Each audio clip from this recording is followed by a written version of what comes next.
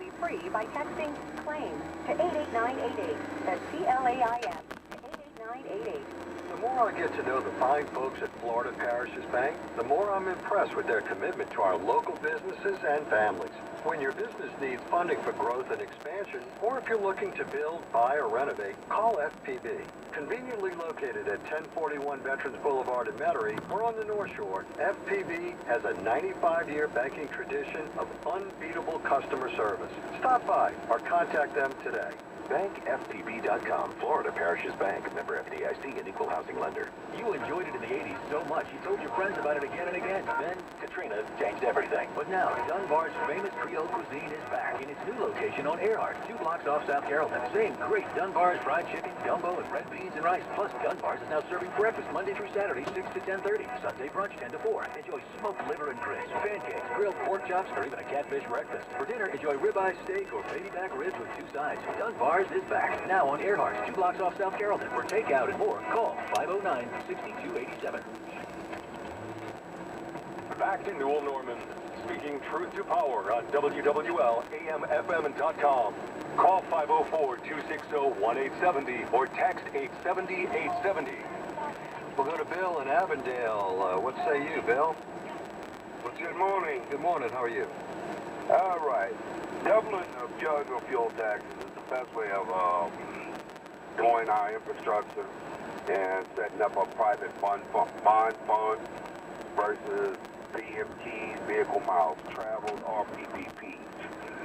BMTs is another thing as an extraordinary tax. In Oregon, I think they're charging upwards of 6 cents a mile for the individuals to drive in Oregon. Right. Private-public partnership is a fancy word for toll roads. In one respect, yeah. Doubling the fuel tax will actually increase what we individuals are paying. Right now, you got cars out there, we're paying 1-2 cents a mile. And fuel tax, federal fuel tax, when we pay fuel taxes, we're paying roughly 45 cents a gallon now. Yeah. Bill, I think a number of economists actually agree with you that at the state level, the increase of the fuel tax is one of the quickest and most efficient ways to create enough money in order to bond out, in order to develop and improve upon infrastructure. And most of the economists feel like it's better done at the state level than it would be at the federal level. I'm a truck driver, over-the-road truck driver. Right. Even though we're about 5% of the nation's infrastructure, using the infrastructure now. Right. We pay about 37% into the y'all pay more than anybody else. And what studies I've done, you take Pennsylvania right now, for me to run across Pennsylvania Turnpike from Ohio to New Jersey, it's about $300. Yeah.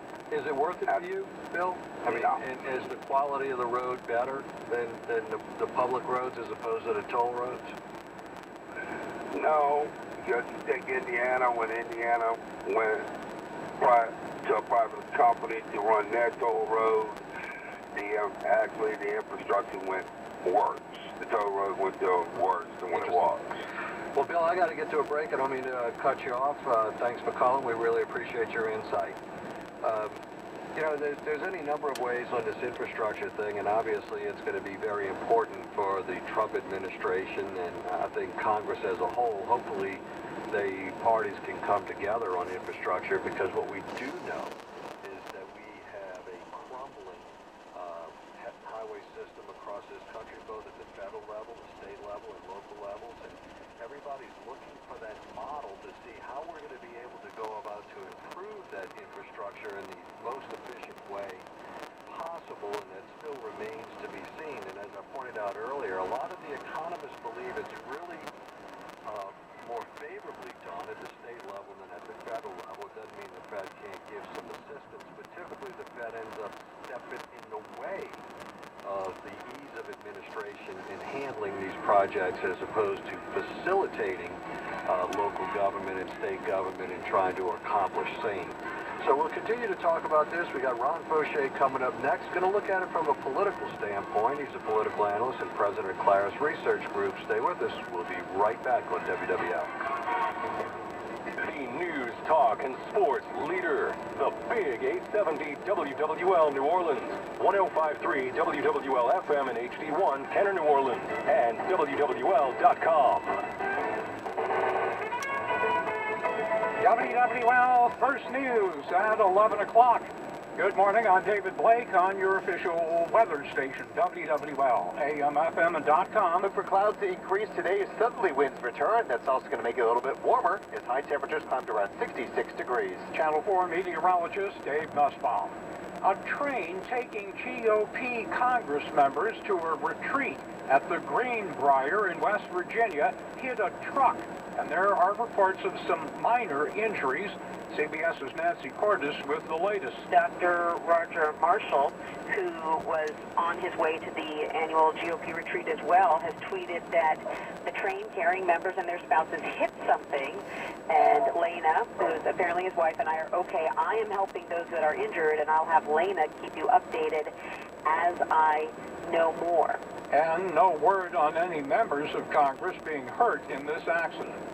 The head of the CDC has resigned today over some financial entanglements, including trading tobacco stocks. The move comes one day after Politico reported that Dr. Brenda Fitzgerald purchased tobacco stock after she assumed the position of the nation's public health agency, clearly a conflict with the mission of the CDC.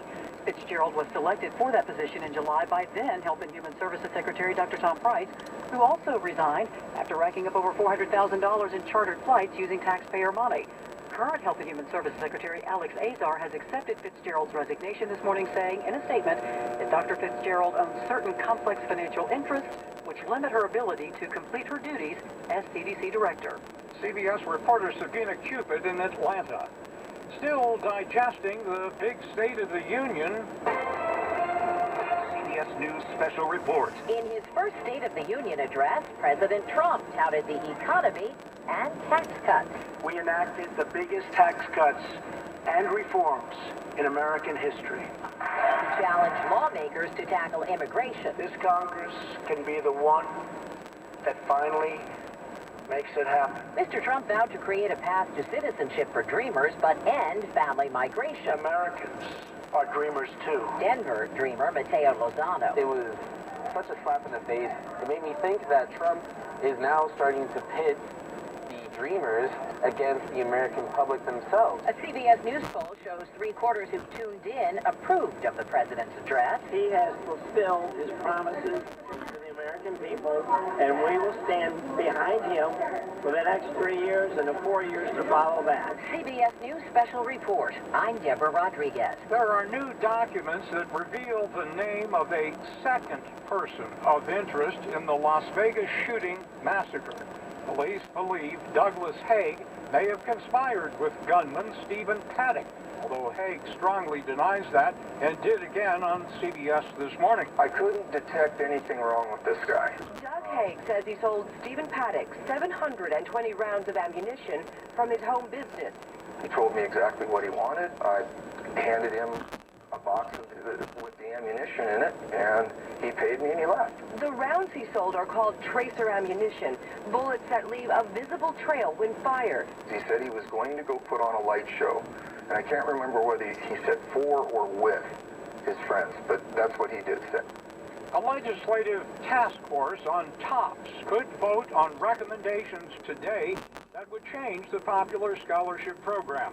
WWL's Jim Hanzo reports Governor Edwards has already made it clear he doesn't see the need to make major changes. The idea is to bring long-term sustainability to the TOPS program, according to State Senator Blaine Boeufs. The senator from Jennings says his plan is necessary to help maintain the program as the state struggles to pass a balanced budget. You know, this is not a drastic redoing TOPS. It's just a change, and it brings us into the 21st century. Under Morris's proposal, a $4,000 stipend would be provided for TOPS opportunity recipients. Those are incoming freshmen that have C average high school grades.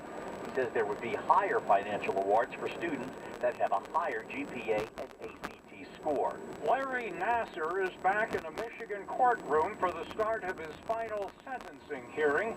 A judge says now that a total of 265 people have come forward to declare that they were abused by the disgraced former gymnastics doctor, and they'll probably add more time onto the pile that he already has. Checking Wall Street right now, the Dow up 148, NASDAQ up nearly 12, and oil is down 19 cents at 64.